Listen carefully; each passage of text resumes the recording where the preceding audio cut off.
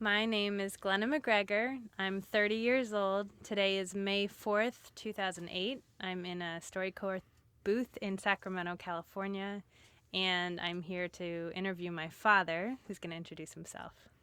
And my name is Ian Duncan MacGregor. It sounds Scottish, and it is. Just as a comment, you'll always wonder what that accent is. The accent is that I grew up in South Africa, and there's this long residue of accent from that country. My age is 73. Today is also the same date, May 4th, 2008. And we're in a StoryCorps booth in Sacramento, California. And I'm here talking to my youngest daughter, Glenna. Okay. So, Dad, you were born in 1935 in Calcutta, India. At that time, your father was a banker, and you told me the name of the company was Chartered Bank of India, Australia, and China. And you lived there until you were about 1 or 1.5 with your father and your mother. And Anne, your sister, was not born yet, correct? And then you and your family moved to Hong Kong because your father was transferred there, which at the time was occupied by the British.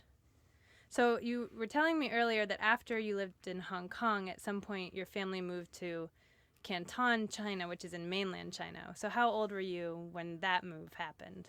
I was about 3 when we moved to Canton, and I remember very little prior to that, as you can well imagine, except what you hear from your parents and relatives. And now Canton now is not called Canton. Canton is now called Guangzhou. And how far is that from Hong Kong? It's about a 4-hour boat trip up from Hong Kong on the Pearl River. The Pearl River goes from Hong Kong into the mainland, and Canton, Guangzhou now are actually on the Pearl River. And you said before that it was a port city, is that correct? It is a port city, yeah. And so do you have any memories of being, 3 or 4, living in Canton before the start of the Second World War? So sort of in the late 30s. Yeah, quite a lot of memories, more in Canton, Guangzhou. In those days, the Europeans who were allowed to live in China lived in what were called the cinque ports. The word cinque comes from the French word for 5. And so there were 5 ports that the Chinese allowed Europeans to stay in. In our case, the Europeans were actually constrained to live on an island in the Pearl River, which was called Xiamen. So we actually lived on this island, and it was a whole bunch of Europeans, Portuguese, Germans, Swiss, Americans, and it was really a base from which people could conduct commerce with the Chinese people in the Chinese mainland. When you say you were not allowed to live in the mainland part, did you ever travel? You could travel onto the mainland, like to go for shopping and to do things, or you could travel for business, but you could not have your domicile in China in those days. Okay.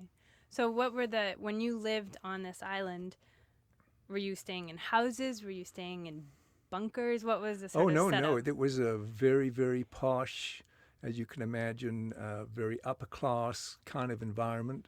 It was I don't want to say it was a class society, but in those days, the Europeans had a lot more money than the local Chinese. There was a significant difference in that. And so the Europeans lived in really very handsome abodes of one sort or another. In our case, we actually lived on the 3rd story of the bank building. My parents had a big apartment there. So it was a very spacious, nice place to live. When your father went to work, did he just go downstairs? He just went downstairs. His commute was very short, the kind that we all would like to have. And what did your mother do while he was at work? Well, that's a good question. My mother really didn't do very much because in those days we had many servants. We had cooks, people who looked after the husband and the wife, maids. My sister and I had a sister who was 18 months younger than I. Her name was Anne. And we were looked after by a Chinese nurse. And in China, the term for a nurse is an armor. So basically, as children, we spent most of our time with the armor. and we would see our parents in the evening for, in quotes, quality time for half an hour when we were read a story. Did you have supper with them No, we would have one meal a week with our parents, on the and Sunday? that would be Sunday lunchtime, and the rest of the time we actually ate with the servants. And one aspect of that was that at the age of in the age range, say 3 to 8, I actually could speak Chinese better than I could speak English, because most of the time we spent, my sister Anne and I spent with the servants. So there must have been, with the servant population, there were Chinese living on the island that you lived on? There were servants actually lived in the household, in different parts of the household. Some of the servants, some came from the mainland, and those were the days when, children should be, seen but not heard. But now children are obscene and heard. So it's a very different era that we've moved to from then. All right. So then, in December 1941, you would have been, let's see, 6 years old. 6, that's Correct. correct. And do you have any memories of what happened after the start of that war and how it affected your sort of small nuclear family life there? Yeah, I can sort of tell you some general features there. Basically, what you got to realize is that at that time, from about 1936 onwards, the Japanese really controlled the whole Southeast China seaboard. In other words, they were the main authority that dominated at that time. So we were embedded in that authority. Our compound was really unusual situation, was embedded in that overall authority. Were there Japanese on that island? No, there were not Japanese on the island, but there were Japanese on the mainland. Okay. And at that time also, there was a major conflict between the Kuomintang, who basically became Mao Zedong, the Chinese communists, and also the Chinese nationalists, of which the leader for that was Chiang Kai-shek. So the Kuomintang, the nationalists, and the Japanese were all fighting each other, a lot of them people without uniforms, and there was huge massacres. People were being killed all over the place without any real understanding of what was going on. But the main authority sort of had real control with the Japanese. So being captured was really sort of a non-event. What do you mean by being captured? Well, when we eventually were captured by the Japanese, before that we lived without domination of their authority. But on Pearl Harbor Day, the same day, 6th of December 1941, in Xiamen on the island, all the small road sections were filled with basically machine gun nests, and we were told that we were captured. And what that meant was that we all went to sort of an internment area which surrounded the local hotel. It was called the Victoria Hotel. And you got to remember, there was a relatively small amount of people. It wasn't as though there were thousands of people. It probably was more like in the range of a few hundred. So we were basically kept in the hotel in a constrained, controlled environment as prisoners of war at that time. Just sort of side story, my mother had the responsibility of being the commissar. In other words, she was the one that managed the cooking and getting the food and things like that. And my father didn't really have a role. We were basically overall well treated. I mean, not maltreated, let's put it that way. I mean, if you were kicked out of your house, you were badly treated. But we were not cruelly treated at that time. My father had a difficulty initially because he burnt all the money that he had in the bank. He burnt all the ledgers. Meaning everybody. So not his personal monies, No, but the money. all the money that was in the bank he burnt. And the Japanese were furious with him because they wanted access to that money. So he had very, very bad treatment for the first 3 weeks or so. But after that... Did you see him during that time? No, we didn't see him during that time. We just saw him after that. And... do you know where they had him? No, I don't. I have no recollection of that.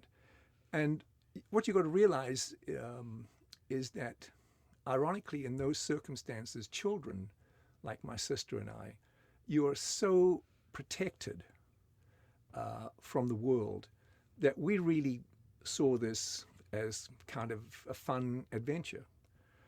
And we had no realization of really the seriousness of the circumstance.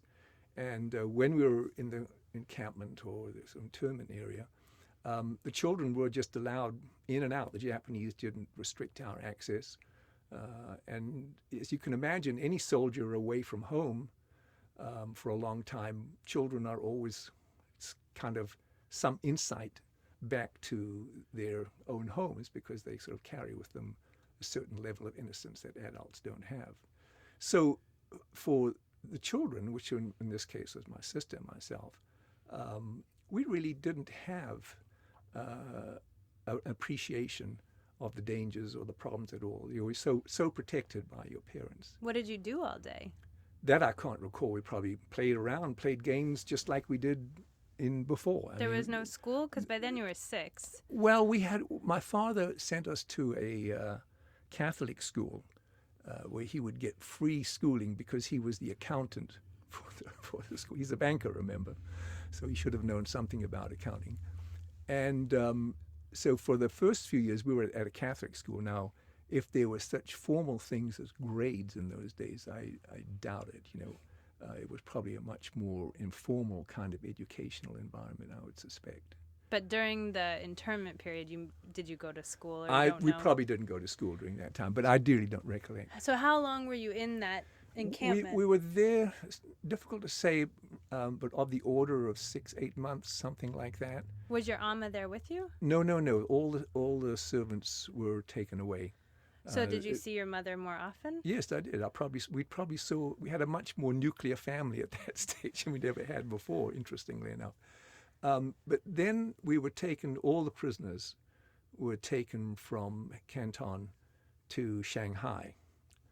And in Shanghai it was an interesting circumstance because you got to realize all the dreadful stories you hear about the treatment of prisoners, a lot of that tended to happen towards the end of the war, post-1943, in sort of 44, 45, when resources began to get really short, food began to get really short. Japanese were under severe attack at that time. So the cruelty and the deprivation that you hear about for prisoners of war at that time really was not extant in the early stages. Mm-hmm.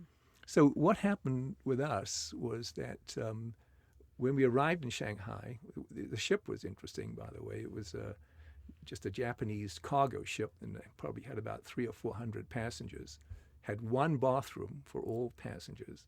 You can imagine what that was like. And again, the ridiculous part of it is that for the children, we thought it was just a wonderful place. We had a lot of fun.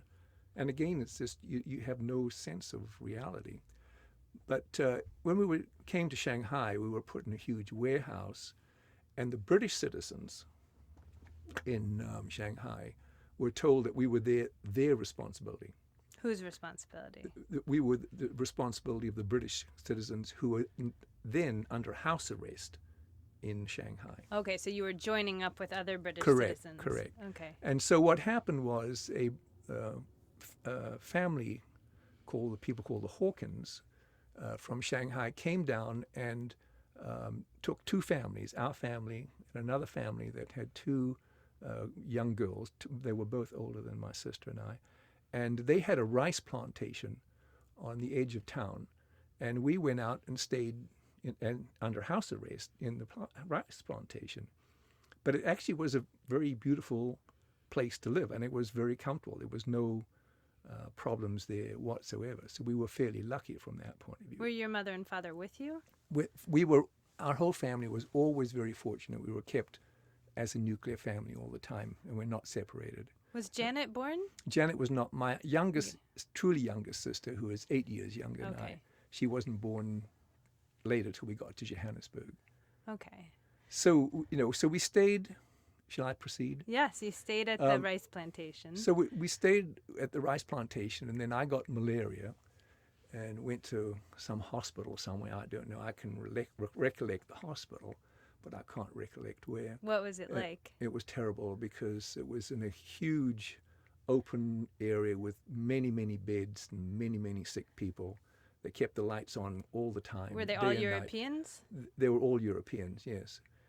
And just a lot of sick people. And also, you've got to remember, there were no drugs and no medicines, or if they were, very restricted access to drugs and medicine. So it was a difficult situation. And at that stage, my parents, our family,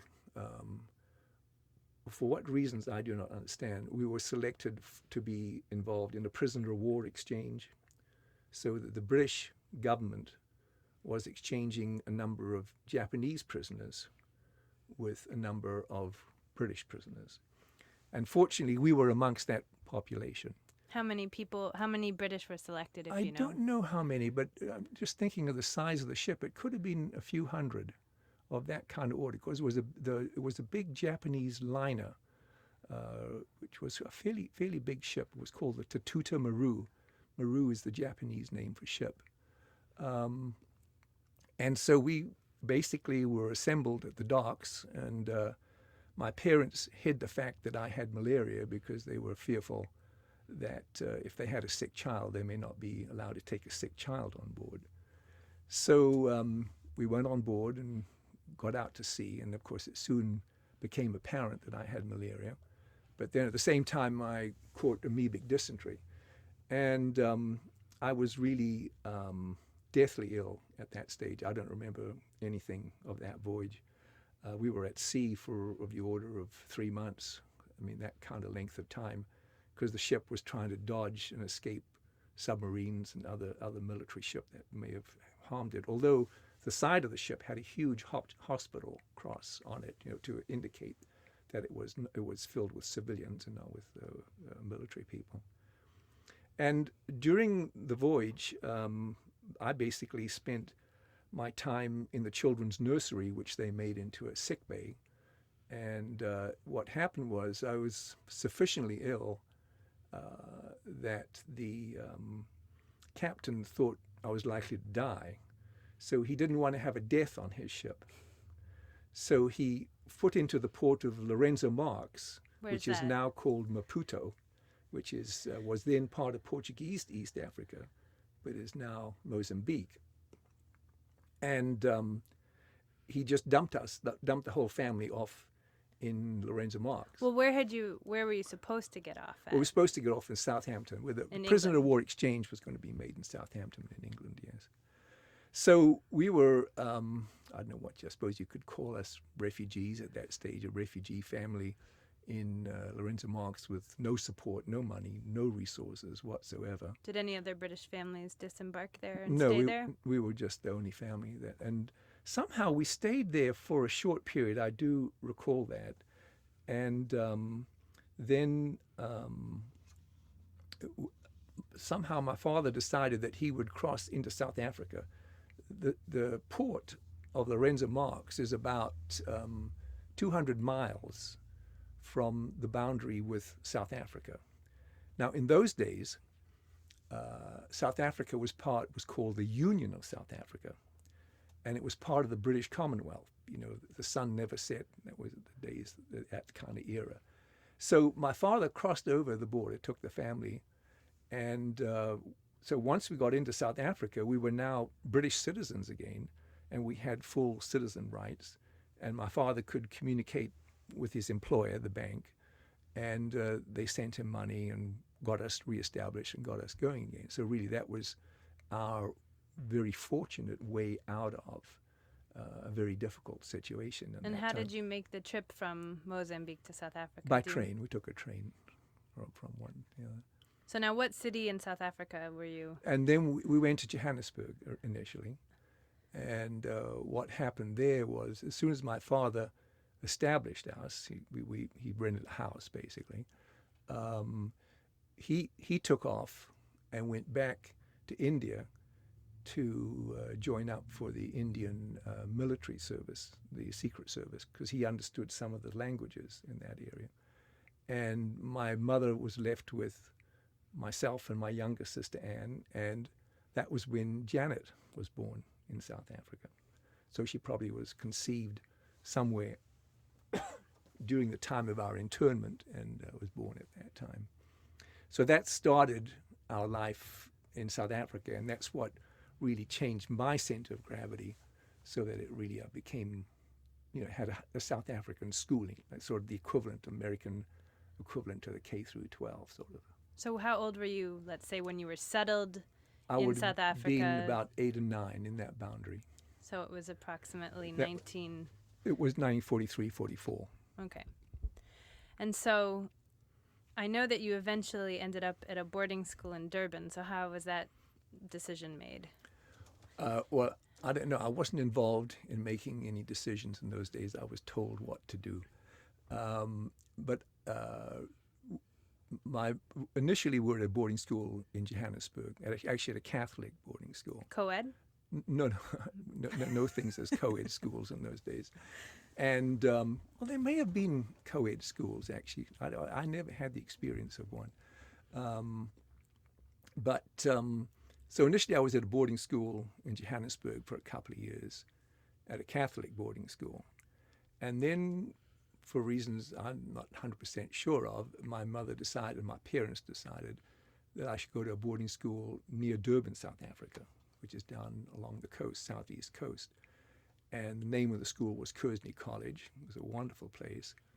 And I started there at the age of 12 and stayed through till 18, so pretty much five to 6 years. Now, And that was a Methodist school. That was a school run, on a Methodist model. And where was Anne sent to? And Anne was sent to another Catholic school called Mari Stella, which my grandfather always referred to as Starry Smeller, so he liked to kid her about it. And so was that also near Durban? That was in Durban, actually. Okay. So my sister and I, when we were at boarding school, were about 25, 30 miles apart, away from each other. And what age were you when your mother joined your father back in India again? Well, when she first left us in Johannesburg, I was 9. But you got to recall, at that stage, my sister Anne was 7.5. And in the first 2 years, while we were in Johannesburg, we had a guardian, really a wonderful, wonderful couple. Their name was Brittlebank, and her name was Jess, Auntie Jess, and his name was Britt, Uncle Britt.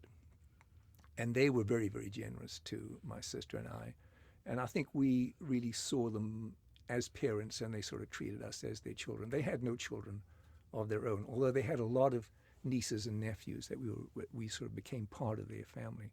But when we went to Durban, we were pretty much, my sister and I were then pretty much on our own. So I would have been 12, and would have been, 9.5. And the whole time you were in Durban, your parents stayed in India? The regimen in those days was that people who worked overseas, like my father, they had what was called local leave, which was 6 weeks or so a year.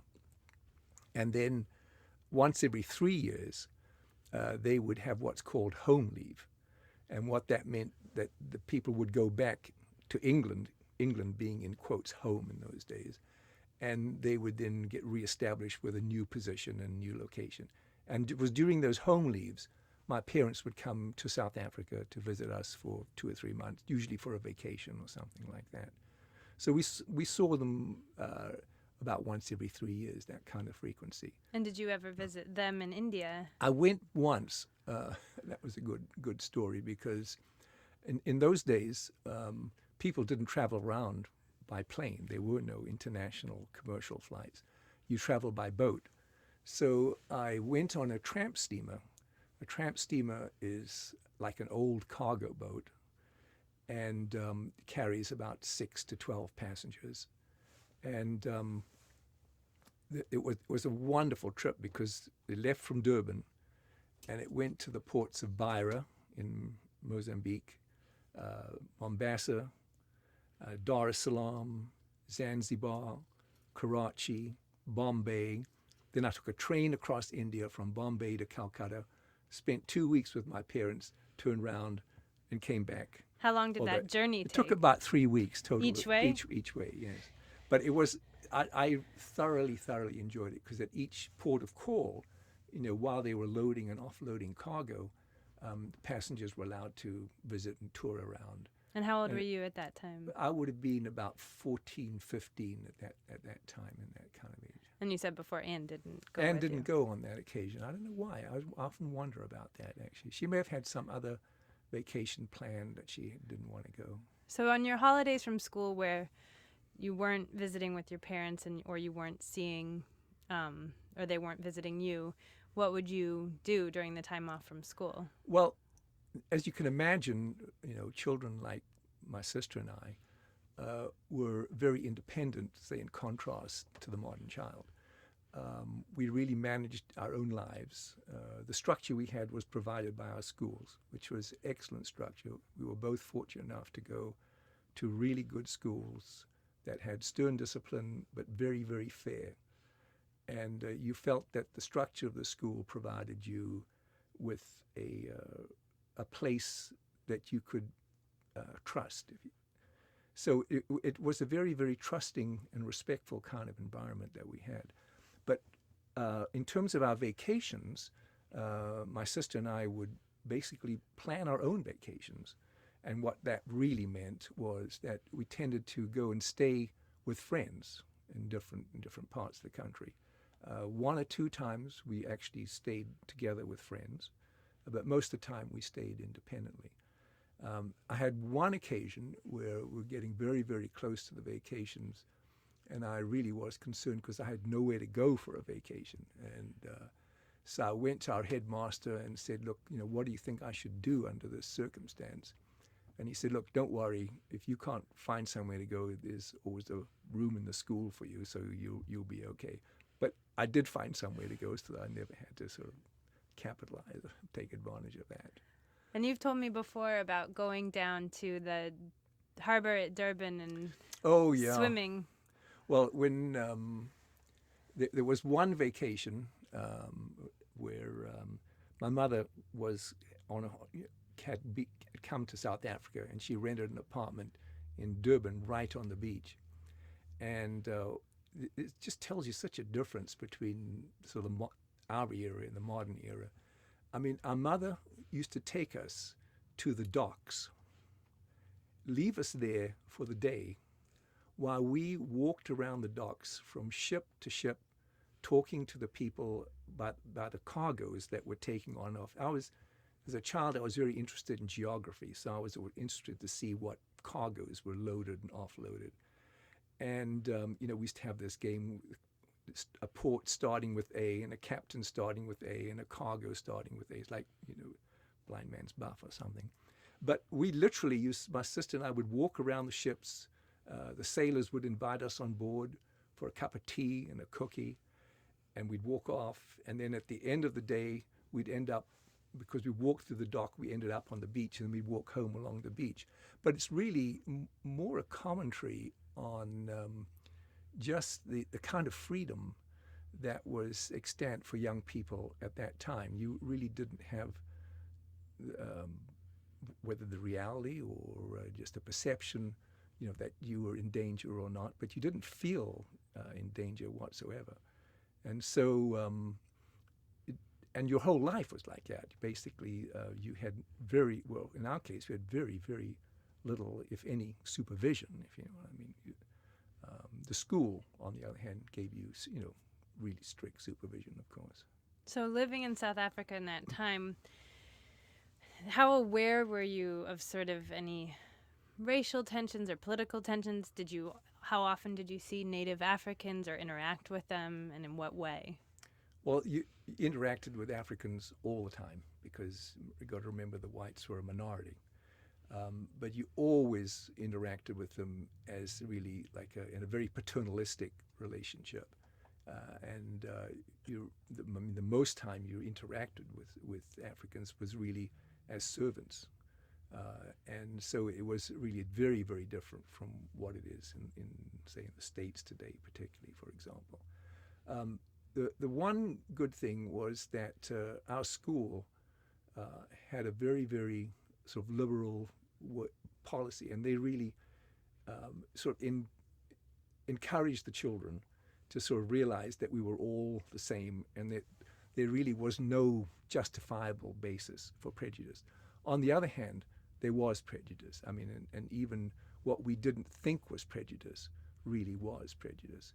And I lived right through that transition when South Africa went from a country that did not have apartheid to a country that did have apartheid.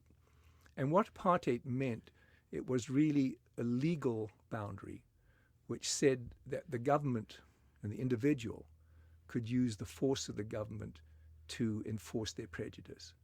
And when that happened, I was going to go to university in South Africa.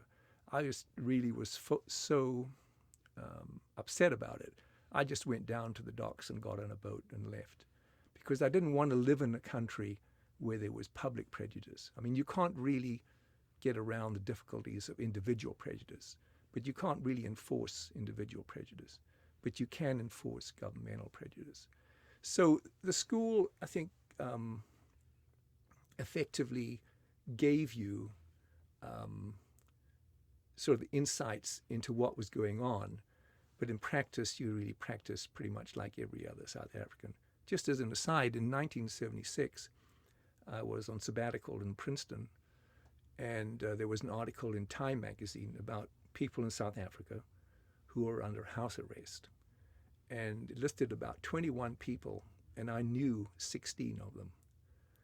So I think it reflects the kind of attitudes that were, and the reason they were under house arrest was that basically they had been doctors who, from our school, who became, supported African medical unions, totally innocent kind of circumstances, but situations where they support Africans in some way or another. And were punished then. And were punished by being under house arrest. I mean, they weren't maltreated or anything like that, and they could still practice in a very, very limited way. So when you took the boat away from South Africa when you were 18, where did you go after that? I went to Calcutta then as a teenager, late, because I eventually went to school in Aberdeen, Scotland, and I had to sort of wait for 6 months sort of to get the Southern Hemisphere school year in sync with the Northern Hemisphere school year. So I stayed in Calcutta as a teenager, 18-year-old, for about 6 months with my parents. And that was really a very, very interesting episode because, I was really quite observant by then, could see things, understand a lot more, and also had the unusual experience of living with my parents for an extended period of time. No, but I thought it was when you were 18 that your father passed away. No, he passed away when I was in university. Already in Aberdeen. Correct. Okay. I was there during my second year in university in Aberdeen. So then you traveled from India back to Aberdeen. Well, not back to Aberdeen. I guess you'd never been. I'd never been to Aberdeen. Had you been to England? No, never. I'd only been to India, China, and South Africa at that Did you stage. affiliate with the United Kingdom other than through No. language? No, not at all. In fact, I would say the biggest cultural impact I ever had was when I went to Aberdeen, because South Africa was warm and comfortable and Aberdeen was 32 degrees wet.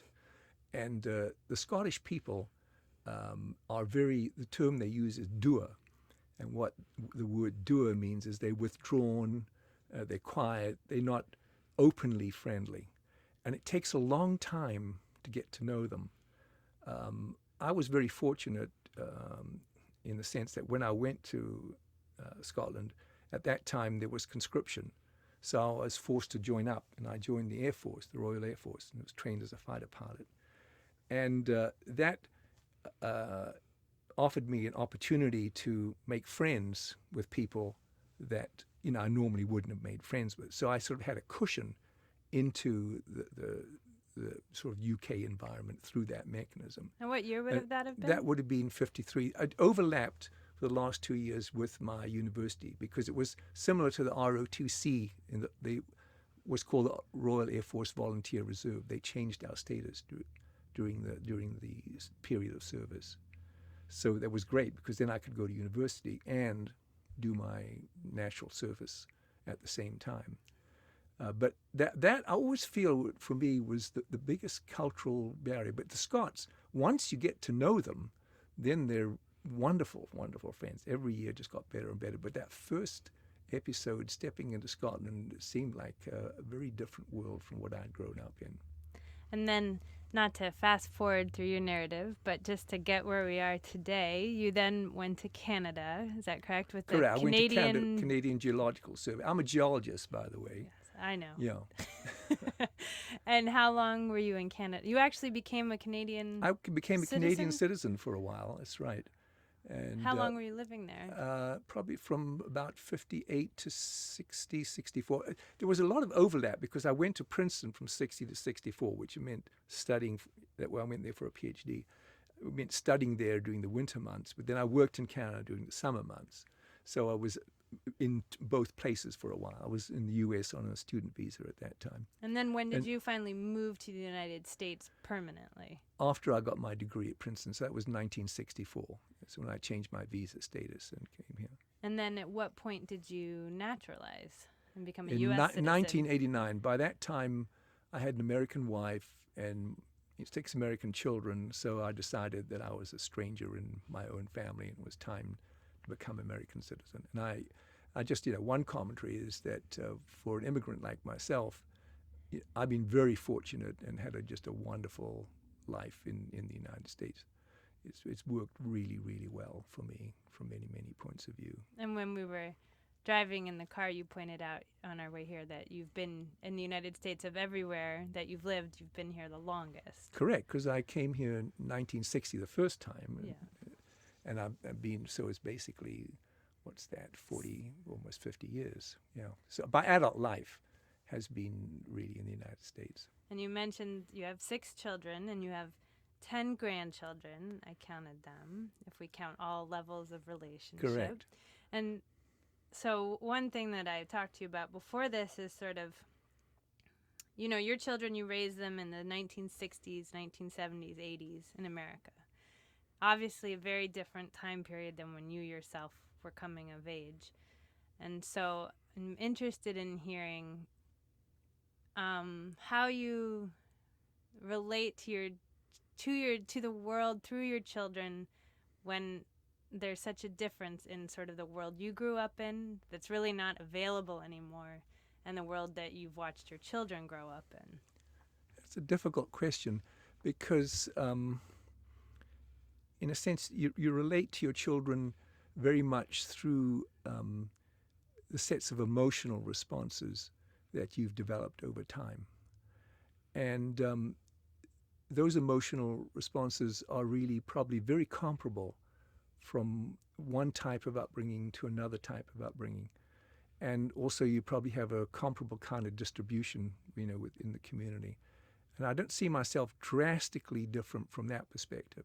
The one thing I really enjoy is I feel very fortunate having as many children and grandchildren as I have, because I find that being able to vicariously live the modern life, the life associated with all the problems that are presented by the modern world, through them, particularly the younger grandchildren, to sort of see the crazy things they do and yet realize they are in quotes normal. It does keep an older person younger and help you to realize that the prejudices that you developed when you were young are not really durable, or they're not real in a sense. They're just that. They're prejudices based on some kind of level of ignorance. And I think having children and grandchildren help you to divest yourself of those kind of older, nostalgic kind of tendencies, as it were. And do you think that you will be leaving your children in a world that is better than the one that you were able to grow up in? Or is that... The only thing that I feel is going to make is a big, big, big difference is when I was young, there were 3 billion people in this world. And now there are over 6 billion.